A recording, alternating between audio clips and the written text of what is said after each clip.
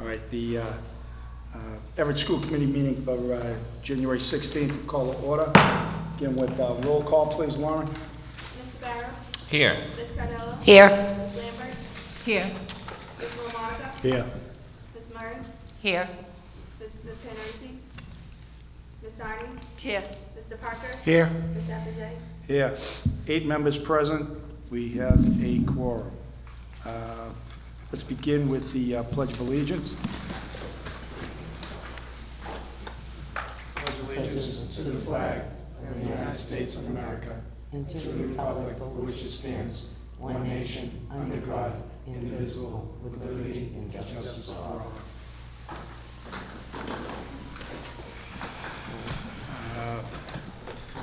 Reading our records, I don't think we have any records. So, Mr. Chairman, I make a motion to lay this onto the table until Tuesday, January 21st? Correct. Okay. Have a second? I'll second. Motion made and seconded to lay the reading records on the table till our next meeting, January 21st. All those in favor? Aye. Aye. Opposed? Ayes have it. Before we go into executive session, I hope someone up here has an answer, but I want to get something out there to the public.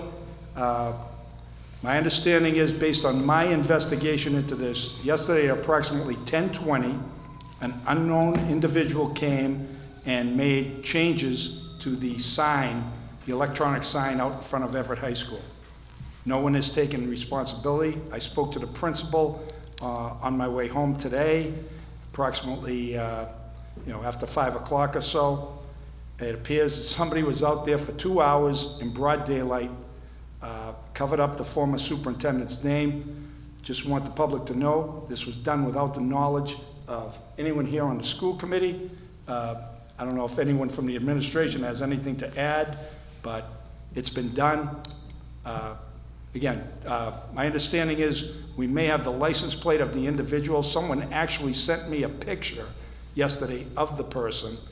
No one could identify him so far, so I just want people out there to know that as far as we know, we have no knowledge of who did this. It appears that they put some type of vinyl over the former superintendent's name.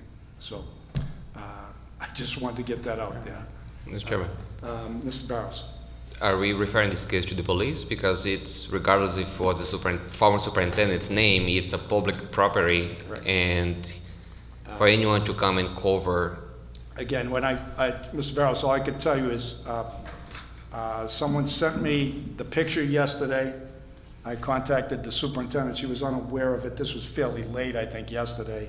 I contacted, before any action was taken, I wanted to talk to the principal, vice principal. No one has any knowledge. I mean, as a matter of fact, Mr. Norman was a little concerned because it did happen here. The school was open. It was in broad daylight. As I said to him, man, things happen now that, and I wanted to come tonight to see if anybody else had any more information, and now we'll go to the police with, again, like I said, I have a picture, and I don't know where it's gonna go, and like I said, Mr. Norman said it was a white construction truck. I forget if he said he could see it, you could see a couple of numbers from the license plate or whatever, but we'll hand it over to the police and figure out what's going to be done, because certainly, in terms of big picture here, I don't want to be presented with a bill of X amount of dollars to repair this if we could track down the individual who did this, okay? Thank you. Mr. Obremski, if you could go over this, what was passed out, the updated ethics law thing for Mr. Cornelio, I'd appreciate it. Yeah, there were two things that I put in front of all the members this evening. One is to read the open meeting law and sign off that you have read the open meeting law and the contents. And the other is on the ethics law as newly elected officials for this term, starting January 6, 2020. Mr. Cornelio asked me to give you an updated ethics test that you need to take and sign off that you've read the ethics information, so you don't violate the ethics law. if you get that information back to me or to Sergio directly, I will make sure you get it to, it all goes to Mr. Cornelio and go on file in the city clerk's office. Questions? No. As for executive session, I'll entertain a motion, Mr. Parker. Mr. Chairman, if I could read, because it's a rather long motion. Move that the school committee enter executive session, one, to discuss strategy with respect to pending litigation and litigation that is otherwise demonstrably likely where an open meeting may have a detrimental effect on the bargaining or litigating position of the public body pursuant to Mass General Law 38, Section 21A3.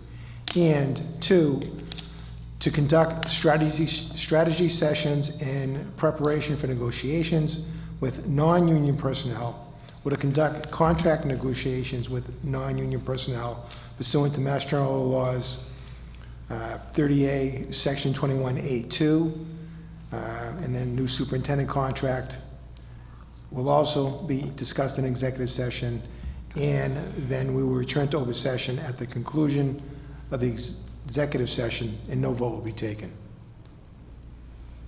Here a second. Second. The motion is made and seconded to go into executive session to discuss the two items listed by Mr. Parker, and then we will return to open session at the conclusion of the executive session. Roll call vote, please, Lauren. Mr. Barrows? Yes. Mrs. Cardello? Yes. Ms. Lambert? Yes. Mr. LaMonica? Yes. Ms. Murray? Yes. Ms. Sonic? Yes. Mr. Parker? Yes. Mr. Epperson? Yes, 8 in the affirmative, they're in the negative. Motion passes. School committee now is going into executive session.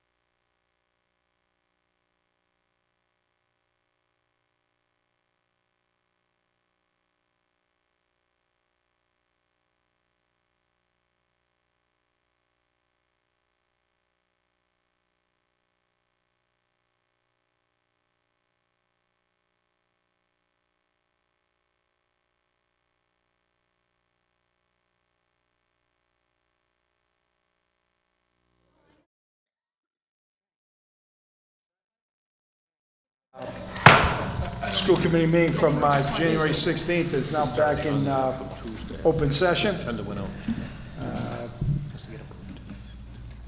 I'll entertain a motion as to what just went on in executive session. Do you want me to? You want to talk about the represent? contract? Sure. Okay, Mr. Galvin, you have the floor. Okay. Thank you, members of the committee. Over the past month or so, I've been having contract discussions with Ms. Tahiliani's attorney, Ben Flam. The discussions have involved the chair of the school committee.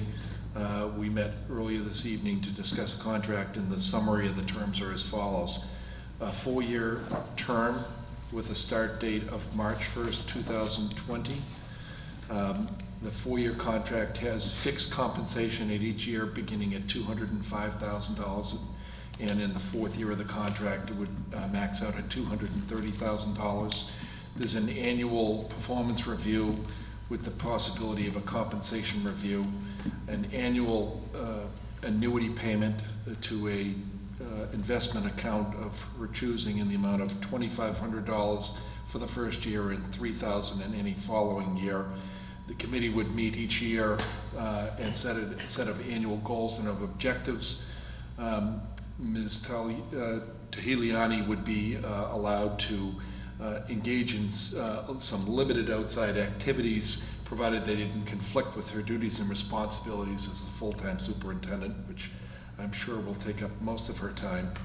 The contract contains clauses allowing for the committee to undertake disciplinary action in the event that there was good cause, either suspension, dismissal, things of that nature. Ms. Tahiliani would be eligible for a reimbursement of expenses, including some travel expenses of up to $3,000 per year.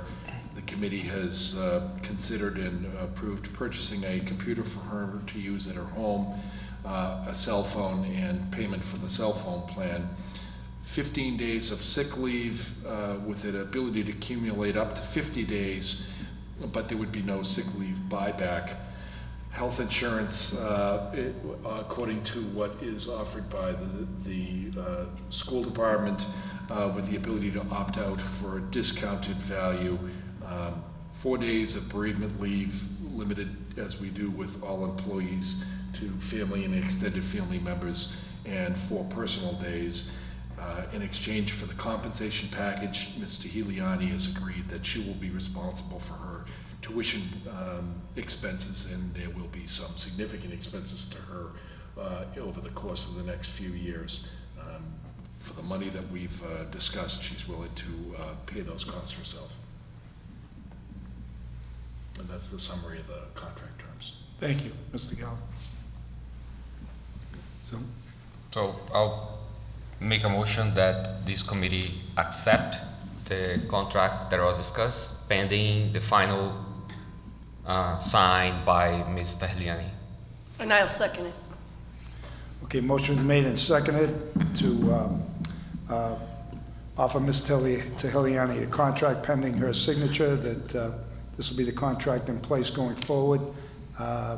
Roll call vote, please, Mr. Parker. So can I just amend the motion to approve and accept the contract as written?